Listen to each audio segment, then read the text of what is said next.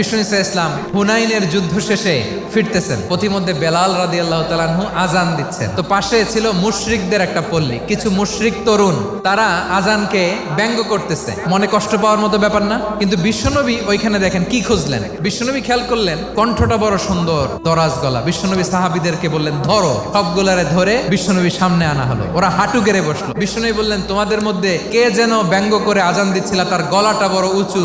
আবু মাহজুরা বলে আমার বন্ধুরা সবাই আমার দিকে আঙ্গুল দেখায়। আবু মাহজুরার মাথায় হাত দিয়ে বললেন এবার আজান দাও দেখি। আবু মাহজুরা বলে আমি তো আজান দিতে জানি না। বিশ্বনবী বললেন তাহলে আসো আমি তোমারে শিখাই দেই। বিশ্বনবী একটা বাক্য পড়ে, আবু মাহজুরা পড়ে, বিশ্বনবী পড়ে, আবু মাহজুরা পড়ে। আবু মাহজুরা বলে এক একটা বাক্য পড়ি আমার কলিজাটা গলে ঠান্ডা হয়ে যায়। বিশ্বনবীর সাথে দাঁড়িয়ে উনি শাহাদা পড়ে মুসলমান হয়ে গেলেন। বিষ্ণু ইসলাম বললেন যাও আবু মাহজুরা, আমি তোমাকে পৃথিবীর শ্রেষ্ঠতম মসজিদ মক্কার মসজিদুল হারামের মুয়াজ্জিন হিসেবে অ্যাপয়েন্ট করে দিলাম।